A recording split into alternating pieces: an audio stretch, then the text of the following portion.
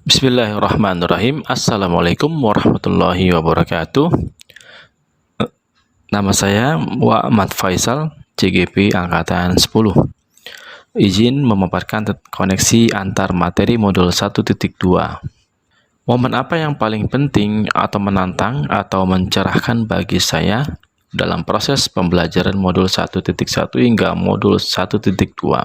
Pada modul 1.1, momen yang paling penting atau menantang atau mencerahkan ketika sebuah konsep dari pemikiran Ki Hajar Dewantara tentang pendidikan adalah menuntun kodrat alam peserta didik agar selamat sampai tujuan dengan kebahagiaan dan konsep lain terkait dengan menghamba pada anak. Pada modul 1.2, momen yang paling mencerahkan adalah ketika saya mempelajari nilai dari seorang guru penggerak, yaitu mandiri, reflektif, kolaboratif, berpihak pada murid, dan inovatif. Semua nilai itu dapat diperankan oleh seorang guru penggerak dalam kepemimpinan pembelajaran, kepemimpinan siswa, sebagai coach, pendorong kolaborasi, dan juga penggerak komunitas belajar. Saat momen itu terjadi, saya merasa bagaikan waktu dan energi terbuang dan harus cepat diperbaiki dan melakukan perubahan sesuai apa yang saya dapatkan dari pemikiran Ki Hajar Dewantara.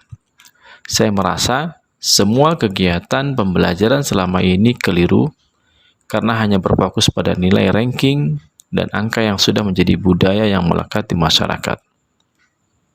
Saya merasa keberpihakan kepada peserta didik tidak ditunjukkan di dalam proses pembelajaran, baik sejak awal maupun akhir. Saya merasa ada yang salah dalam menerapkan pembelajaran yang sama dengan cara yang sama kepada setiap murid yang berbeda kodratnya.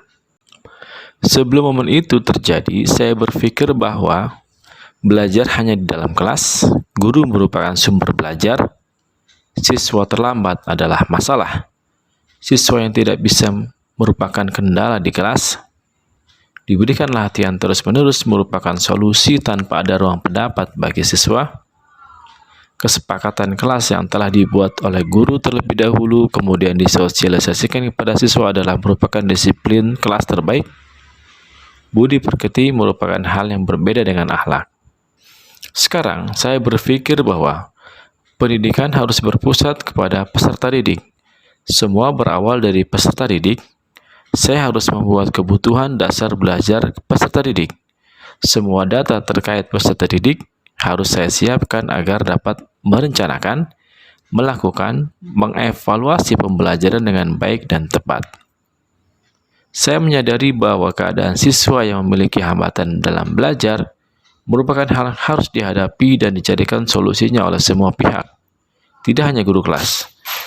Dan disitulah peran dari guru penggerak dalam membuat rencana pembelajaran inovatif untuk peserta didik yang memilih hambatan belajar. Saya menyadari bahwa tujuan pembelajaran adalah keselamatan dan kebahagiaan peserta didik. Tidak hanya dari nilai yang diperolehnya, tetapi juga dalam perasaan dan sisi lainnya. Karena setiap manusia memiliki 5 kebutuhan dasar yang sama, sehingga dengan menuntunnya mereka akan merdeka dan berdiri pada kekuatan kodratnya sendiri.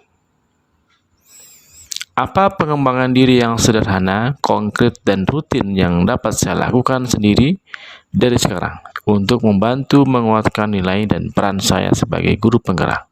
Yang pertama, meningkatkan kompetensi diri melalui PMM. Lalu yang kedua, mendorong komunitas belajar dalam membuat profil belajar peserta didik untuk memulai hal baru yang lebih mendasar sebelum memulai pembelajaran. 3. Memberikan ruang untuk merefleksikan pembelajaran kelas kepada komite siswa dan rekan sejawat. 4. Berkolaborasi dengan teman sejawat baik di dalam atau di lingkungan sekolah untuk mendesain pembelajaran yang inovatif. 5. Meningkatkan pemahaman terkait kondisi psikologis peserta didik dengan mengikuti pelatihan daring ataupun luring yang terkait dengan materi psikologis anak. Terima kasih, mudah-mudahan ini menjadi sebagai bahan pertimbangan untuk penilaian saya. Terima kasih untuk Ibu PP dan Bapak Fasil, mudah-mudahan sehat selalu. Assalamualaikum warahmatullahi wabarakatuh.